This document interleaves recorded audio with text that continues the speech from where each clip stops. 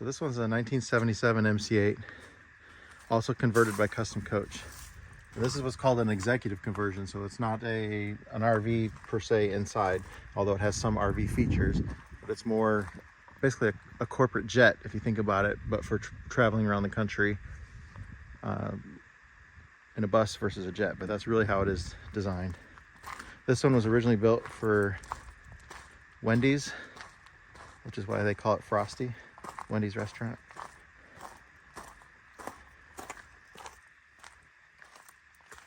The paint on it is great. The interior is amazing in it.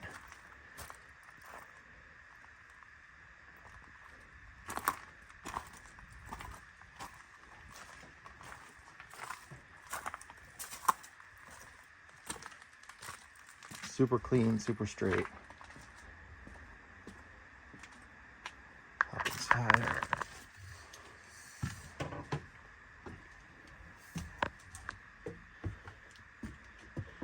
Automatic transmission, 8V71, Custom Coach. I mean, you just know them when you get inside.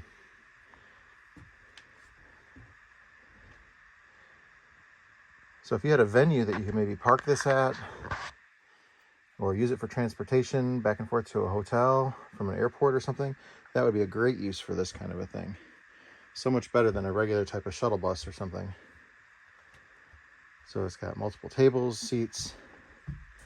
There's a kitchenette in the back and a toilet. So there's no shower and no bedroom. But I know, like I said, Lance talked to some venues about maybe using them as like a green room.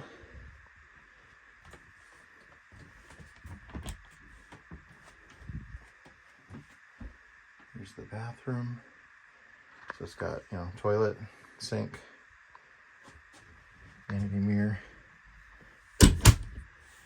refrigerator, an RV fridge, and then the small kitchen, microwave. Does your hot coffee beverage thing work still? Yes. Yeah. And this has two of the beer coolers too? Yep. And this was built for Wendy's, you said? Yes, this bus was one of the first conversions for the Wendy's Corporation for Dave Thomas. It sat in a hangar in Pittsburgh warehouse for 22 years until they decided to sell it. It was offered to me. I couldn't afford it. A friend of mine bought it, sent me some pictures of it, and I had to have it. So I went and bought it from Jay. New carpet. I've recarpeted this, reupholstered some of the chairs in this. Every single thing on this bus functions. There's still, but Christmas lights are up. As you may know, we closed our business on December 10th this year, so I brought them straight up here to Scott's. It's got the beautiful fluorescent lighting. If you look under here, you can see the aircraft lighting. So it's got the aircraft adjustable lighting. These are 12 and 24 volt, depending on what you're running on. This was the top of the line coach. This has an H70 6-speed transmission in it. Allison. You might remember some of the videos Scott did. We changed the, when I brought this one home, it was leaking transmission fluid, and it was coming from the shift selector on the valve body of the shifter. So I think it's a funny video. We dropped that and replaced those O-rings, and she's not leaking from there anymore. I recently rebuilt the windshield wipers on this on all the MC8s. I learned how to do that. Trying to think of anything about this. This is fun. Some of the fun thing is I collected some of the original sales brochures for the MC8s. Why people bought MCIs, and one of the things they talk in here is longevity and all the different companies that some of them are still in business, from Gulf Transport to Peter Pan, some of the different companies. And then here's another sales brochure about the Crusader. They were very proud of it. It was very generationally ahead of its time. Here's Custom Coach. Some more Custom Coach brochures about a lot of the buses they built. And then, oh wow, this is kind of fun.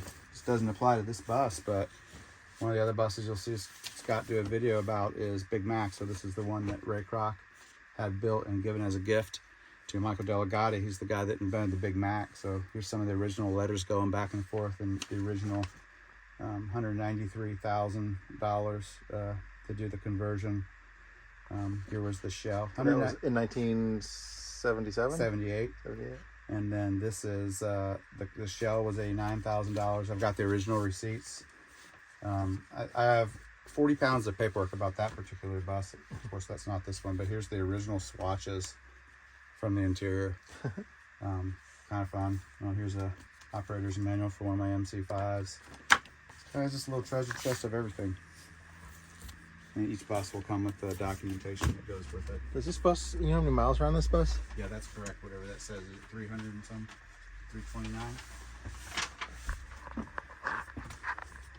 281,000 miles. Yep. These buses were corporately owned. These were used to sell franchises. They were used to both. Well, that's a McDonald's coach right next to us. That's a McDonald's executive. You'll see a video of that one later. That and this bus, both companies, their idea of corporate responsibility was teaching kids how to write a resume, teaching them what upper level education was, taking them to the theater, maybe here in Nashville, taking them to TPAC to see performing arts, taking them to museums.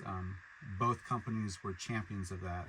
And that's one of the rich things about the history of these buses. I heard Scott talking as he was walking through. I was outside the coach, but would really hope that one of you watching this realizes the historical value of one of these coaches, how you can use it. So this coach was in my commercial fleet. This coach and the one behind me were the two that I spoke. You might have seen the video about Miss Budweiser being a dual galley, a front and back. So this is your open executive. People love that everyone can converse with each other on here. We would do overnights with this, and people would these all turn into sleeping berths, and so they were frequently used. I would contend, I rode an H345 this past week for 7 hours. It bumped all over the place. It swayed left and right. I was shocked because I thought those things would advance. This bus rides like butter. All the MC8s, people are amazed by how they ride. But getting back to, it'd be nice to see someone to buy this, either to put it back in service or use it for tailgating. You can go spend $500,000 on a sticks and staple RV. No offense to anyone that has that, but it's not going to be around 50 years later like this is. I don't know if you shot the exterior, but the stainless steel of this is impeccable. The paint is perfect. The glass is all in perfect shape. It's all indicative of the Lucky Dog brand that I ran, the brand that I operated. Scott did most of the maintenance on these over the years. This thing's bulletproof. We haven't started it yet, but it is going to start on the first bump like they all do. It's been sitting here for 45 days. Hasn't been this bus has not been outside in 22 years storage wise. That's remarkable. That is. So it kind of broke my heart, but I'm very thankful that I was able to have it here. It still has the original CRT TV, 19-inch dual. That may be worth a little bit of money. A dual VHS and DVD player. Stare at the sound system in these is unbelievable. You have all these. The sound was so rich because you have all this airspace. Those are your audiophiles. If you can get air to move. Look at those giant boxes back there that they actually used to move sound and make very rich. They loved it. Let's fire it up. Let's get it running.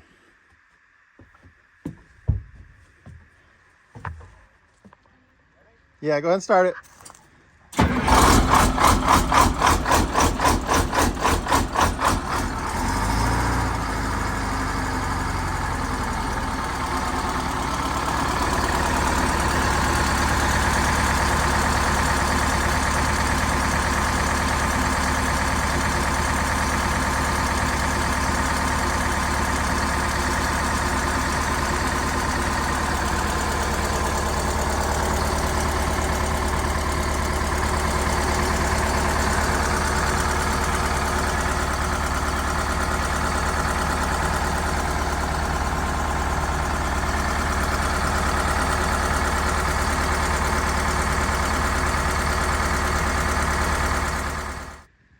Okay, so this is the original generator that was in this custom coach. In fact, let me look at the hours real quick.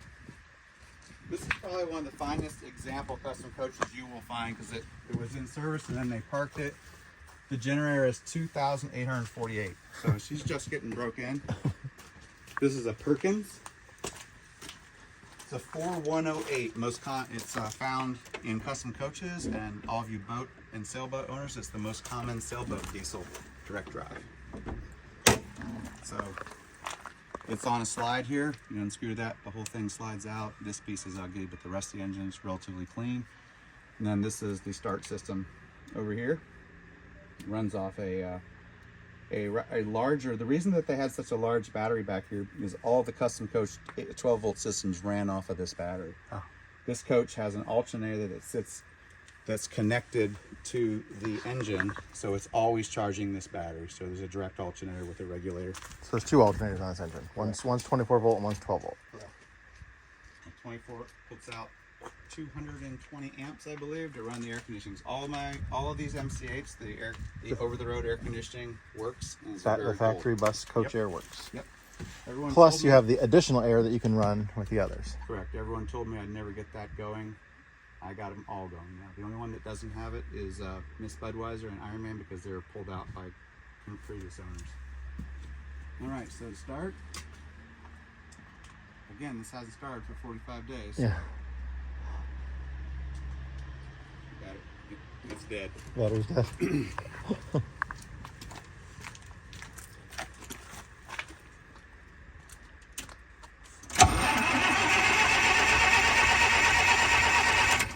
I didn't have the ignition switch on, so Oh. you have to have it. This is how you can turn it off so someone doesn't mess with it. Ah. And it does have preheat, so it's pretty cold out here, but I'm gonna preheat for a second. And it doesn't have glow plugs, but it does preheat. It's got like a grid heater in the intake or In something. the intake, yes, sir. Yeah.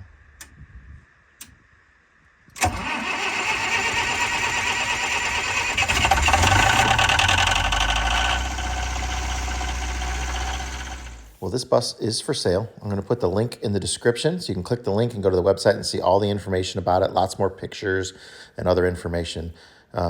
It's a beautiful piece of history. We'd love to see it, stay in this kind of condition, but if you buy it, you could do whatever you want with it. It could easily be converted into an RV.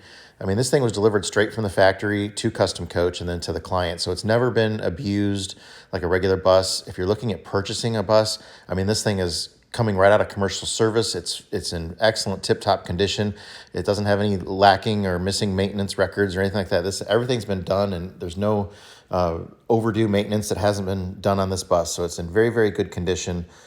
This would be a great purchase for somebody who's looking for this type of a beautiful stainless steel piece of history.